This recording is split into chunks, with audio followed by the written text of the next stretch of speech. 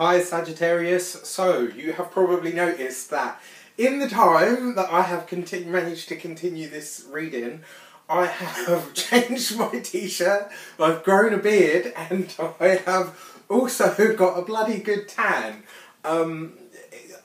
Mercury screwed me right up last year. That retrograde was actually very difficult, and for some reason I haven't been able to, I couldn't continue. I had issues with first it was the device that I used to record, and then it was issues with the internet, and then I had to go away because I'd already booked my holiday for Christmas, and it was just a whole thing. So this is the second part of your reading. So we're going to pick up where we left off. You had the Knight of Pentacles and you had the Nine of Cups, and I talked about this being a type of pilgrimage. And what I kind of believe about this is going to be you in the month of August. You're going to be taking a journey. You're going to be taking a journey that is very similar to a pilgrimage. And the way that I'm feeling this is you will go away somewhere, you know, as we've talked about as well. But this is you going somewhere and finding your healing there. So it may be a journey that you embark on for pleasure, and that journey suddenly starts to become something more. It starts to take on something completely of a different dynamic. Why do I say that? The Knight of Pentacles is the mode of transport. As I was saying before, it could even be a horse and cart. A car, a 4x4, any of these things. So that's the mode of transport. This is you actually taking that journey. And it will be one, you know, I don't see this as being like a journey that you take on a plane or something like long haul. I feel like this is a very earthy, very practical, like you get in your car, you drive to the destination, you experience the natural setting or the environment that you go to, and through that process of actually immersing yourself in a completely different environment that envelops you, you start to find this. Now this is actually quite a beautiful coupling, because you've got the Earth in the Pentacles there, and then you've got the Cups, which is the water. Water and earth gives you growth. You know, those are complementary elements that support each other to create something else. The Nine of Cups is wish fulfillment. The Nine of Cups is also, for lack of a better explanation, it's healing. It's the deliverance of ultimate healing. And this is why I say this is going to be a pilgrimage. And I don't think this is going to be a journey that you embark on for that reason. But it suddenly and very quickly takes on a dynamic of being fated, takes on a dynamic of being in the right place, you know, just constant growth and experience that feeds and nourishes your soul. And it's going to be one of these things where you think, do you know what, you look back on the month of August and think, that trip actually changed my life. It really did. Not only did I get a wish that I'd, you know, been hoping for, and this is one of those things as well, because the pilgrimage isn't necessarily planned or that's what you're going for, I kind of feel like you stumble upon or end up in the right place to receive a blessing of something that you've actually wished for and hoped for before in the past. And that is beautiful. I mean, how much more divine timing and placement and nourishment do you need? You know, you really don't need any more than that. So August looks like an amazing month. Wish fulfillment. For those of you that suffer in terms of your physical body, I'm talking about specifically the you know, the physical body. I'm talking about like your physical movement, whether it's physiological stuff, whether it's anatomical stuff. I am not a doctor. I am not, apart from a qualified holistic therapist, I have no power or authority in that space, but I can tell you what the energies come up and what body parts and stuff are, you know, tend to be ruled by this. And for those of you that have suffered with the back, for those of you that suffered with the knees, this is you finding something by complete serendipity actually, that actually helps heal you in some way. So any physical ailments that you have in the month of August, you find some way of either coping with them or actually starting to reverse the effects of what you felt up until this point. So very, very, very exciting time indeed. Then we have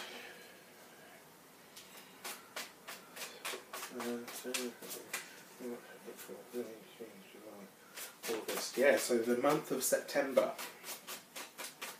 Just making sure I have my months right after all this time. Okay, so you have the Ten of Swords. Interesting, because I was talking about the back, and the Ten of Swords actually rules the back if you were talking about a specific type of ailment. And then you have the Seven of Cups. So September is interesting because you've got you've got these really amazing cards, and it's like you come back. I'm going to be really honest with you. These are not great cards. The Ten of Swords can represent anything from working too hard and the complete fatigue that comes after that. It's probably one of the worst cards in the pack, and when you see this card, it tends to either follow some big cataclysmic event or some kind of what's the word? Some kind of betrayal as well, it can be. And why do I say betrayal? Well, the Seven of Cups is usually a card of self-illusory tendencies. This is about where we either spread ourselves too thin. This is about where we allow people to pull the wool over our eyes. Seven, the number of endurance, that talks about something that is going to challenge you or force you to analyse things. Cups, this is the emotions. This card is a very Neptunian card as well. Neptune's all about confusion or, you know, dissolution. It dissolves things because it's gaseous. It's not solid or tangible in any way, shape or form. You couple these two things together. Do not, in the month of September, burn the candle at both ends. Make sure you get plenty of rest. Make sure you look after. Because it's like, I almost feel like riding on this high of August, in September you just kind of push and push and push. And you'll push too far and the body will kick back. It's like the healing and the steps forward that you take in August are no reason to then become complacent and start pushing it, you know, back at the 100 miles an hour that you probably were before. In fact, you should nurture this. I'm going to go back to, and it's an odd example, but I think you will get what I'm talking about. You know, Sagittarius is the sign of greater philosophical thoughts. For those of you that have seen the film Fame, exactly that. Because you're talented, you work twice as hard. Because you've gained your healing and your insight into what makes you better, you work twice as hard at keeping that, at sustaining that, so that you don't end up crashing in the month of September. Do not spread yourself too thin in the month of September. Look after your physical back in September. And when it comes to people asking you to work late into the night, it's an absolute no from me, guys. I have to tell you, I have to be honest, you know me by now. So the month of September is about you not convincing yourself after the amazing month that you had in August that you're invincible, because you're not. And it was just suddenly like, oh yeah, and then it just took a really deep, dark turn in September. No, it didn't. I actually feel like this is more of a warning than a prediction. So it will become a prediction if you push and push and push and push. But actually, it's just a warning to say to you, keep this and keep tapping into this, because it's going to start something really amazing for you. And this is a warning to not push beyond that. Once you gain your healing, once you gain that foundation of a better life that you have and you can create for yourself, sustain that, keep that. Allow that to be what you move forward with. Okay, so October.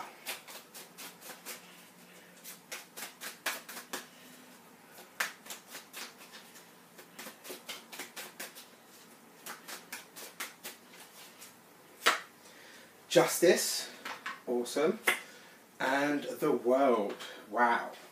Now this is really nice. I like this because it's very powerful, and it also tells me, so you've delved into this stuff with the mediums, you've done, this year, I'm going to be really honest with you, Sagittarius, and many of you are going to be like, fuck you, Ralph, but you know me, I tell you exactly what I see and exactly what I feel. This year is very much about you closing a cycle and paying the last of your dues. When I look at these cards, it starts off with the authority, with the 9 there. So the authority there, the Emperor deems what is fair and what is not fair. And the Hermit card there is the 9, it's the ending, it's the Virgo, it's the digestive system, getting rid of the shit, literally.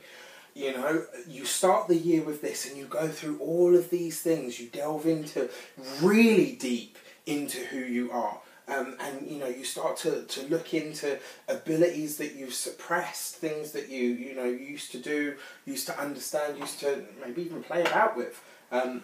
And then you start to come to this. So the month of October, when the veil between the worlds starts to get thinnest, like on Halloween or Samhain as we call it, you then have this. The Justice card does represent all things legal.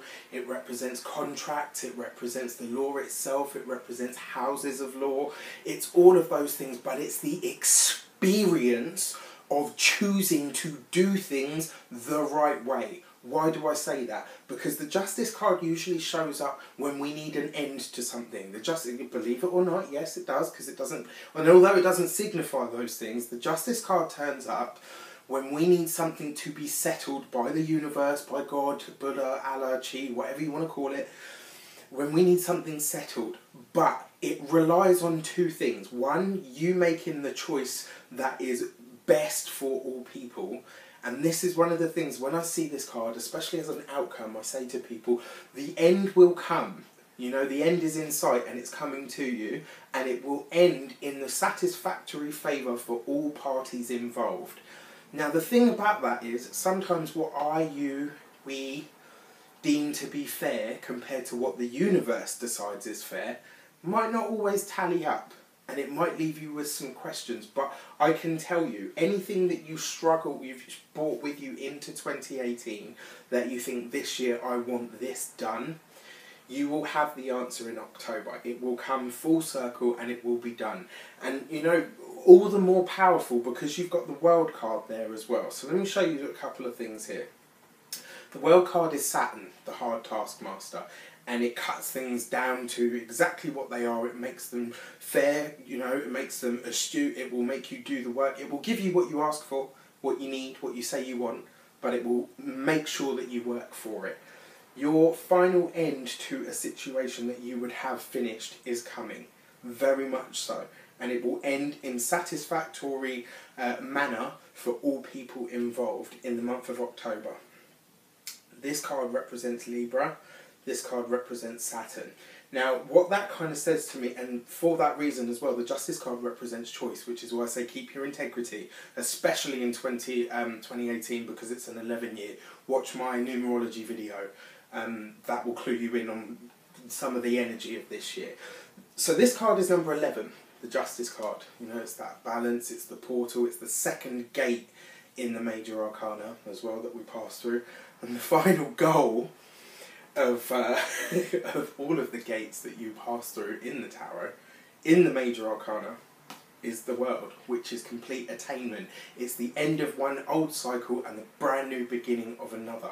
It's also, although number 21, it's actually the 22nd major arcana. You've got 11 and 22. October is a power month for you, Sagittarius, in all ways, shapes and forms, and I feel very sorry for anybody that tries to trump you, do you any wrong, be, you know, disingenuous towards you or anything.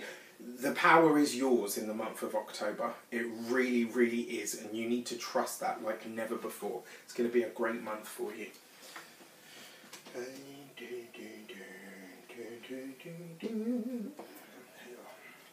November.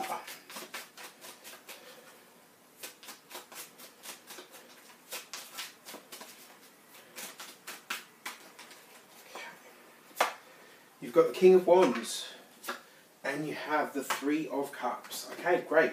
So the King of Wands could be a fire sign male, and we're talking about a Sagittarius, a Leo, or an Aries. Now, this could also represent an archetype of yourself. Who is the King of Wands? Fun, vibrant, very fair, can sometimes be even a bit of a big kid, you know, somebody that's got almost like a bit of a Peter Pan nature about them, doesn't want to grow up, or, you know, tries to treat everything like a joke at times. However, he's got drive, he's got passion, he's got force, he commands respect when he needs it, and he's dynamic. And this is very much a part of you. So, and this guy, yes, very much a part of you, but shows up in a reunion, because the Three of Cups is people getting together. It's people, and it's usually people that you know or haven't seen for a while. So this is a fire sign male coming back into the fold in the month of November, and he is popping up, and you are going to have a great time with this person. I mean a really, really great time, and they're going to remind you of the deeper fundamental parts of who you are, what you were like. So this situation that culminates after this year in October, and you finally have some kind of deliverance, really interesting, because it's like you do you start delving into the antiquity and looking into the mediumistic side, which forces the larger philosophical questions, which is what you guys are all about. Then you find this, you go on this journey of healing and enchantment and looking for things and wish fulfillment, and you find something that you never thought would happen for you, and it does. And then you have this little bump of, right, okay, so this has all happened, and I've come through and I've gained healing like I've never known it before, and I'm having this moment now of realising, and it's not necessarily realising your own mortality, it's more a case of just realising what you can and can't do, knowing your limits, and the only way to know your limits is to test them, for sure. But once you know your limits, once you know what your boundaries are, that's when you can really start to demonstrate true strength and true power. And it's like these two cards here, and like I said, in the month of October, the slate is wiped completely clean. You are free and clear. And then you run into this person, this guy who says to you, do you remember what you were like before all of this? Before all of that? Do you remember who you were eons ago, for those of you that are, grown and have grown kids and grandkids and stuff? Do you remember who you were when you were in high school, for those of you that have just started college? For those of you that are, those of you that are just blooming into young adults, do you remember who you were then? Do you remember what your hopes, your dreams, your aspirations were? Because this person's going to remind you of that. They're going to help you tap back into that brightest spark of who you are. Very, very fun month, November. Very fun month indeed. And then finally, December, the last month of the year. What does it have in store for you? The Magician, absolutely beautiful. And the Seven of Wands. What a way to finish your year. You have the Magician. This is about what you want to create. This person in November comes back to you to remind you who you were before all of the crap started. This year, like I said, is about paying your dues, very much so.